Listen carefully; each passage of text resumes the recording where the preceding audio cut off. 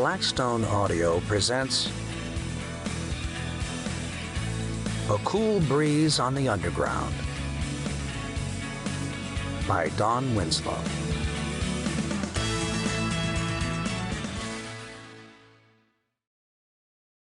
Prologue. Dad's Call. Neal knew he shouldn't have answered the phone.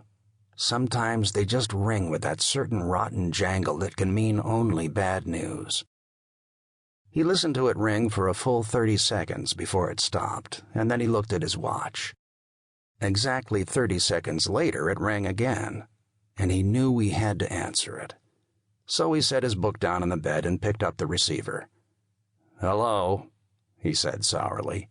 "Hello, son," a cheerfully mocking voice answered.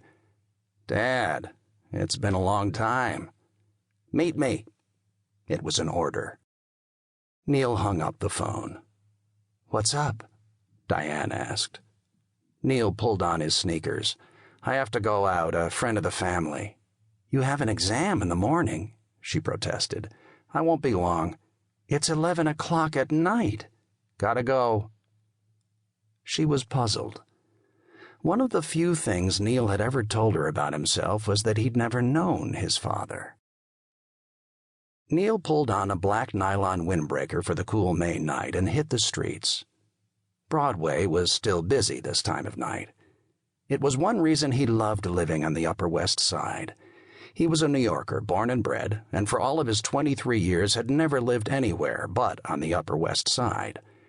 He bought a Times at the newsstand on 79th in case Graham was late, as he often was. He hadn't seen or heard from Graham in 8 months, and he wondered what was so goddamn urgent that he had to meet him right away. Whatever it is, he thought, please let it be in town.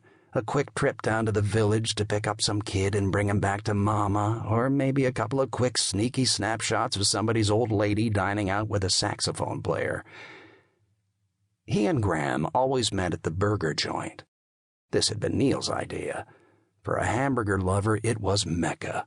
A narrow little place jammed in on the first floor of the Hotel Belclair. It catered to everyone from junkies who had scraped together a few bucks to movie stars who had scraped together a lot of bucks. Nick made the best burgers in town, if not the civilized world, and it was a terrific place to pick up a fast meal and a tip about a ball game. The Yankees would be in it this summer for sure, the pennant and series, too, just for the bicentennial. Neal went in and waved at Stavros behind the counter, then took an empty booth in the corner. Sure enough, Graham wasn't there yet, but Neal was early. He ordered a cheeseburger with Swiss cheese, fries, and an iced coffee. He settled into the Times and waited comfortably for things to happen. In his line of work, waiting well was an acquired talent and a necessity. Neal was a newspaper addict. He read the 3 major dailies religiously and absorbed the variety of weeklies that New York served up, like a heavy dessert. Tonight it was the sports news that interested him, convinced as he was of the Yankees' destiny. He started right in when the food came.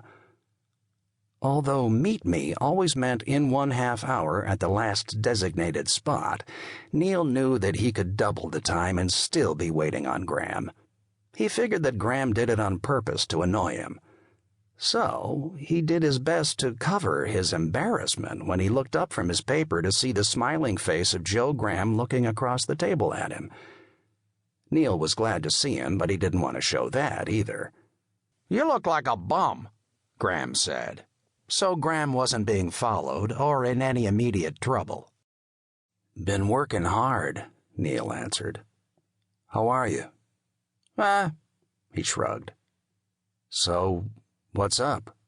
"You in a hurry? You mind if I eat? I see you waited for me." Graham signaled the waiter. "I'll have what he's having on a clean plate." "Tell me this isn't an all-nighter," Neal said. "I have a test at 8:30 in the morning." Graham chuckled. "You don't know the half. Why do we always have to meet in this toilet?" "I want you to feel at home." The waiter came with Graham's food. Graham examined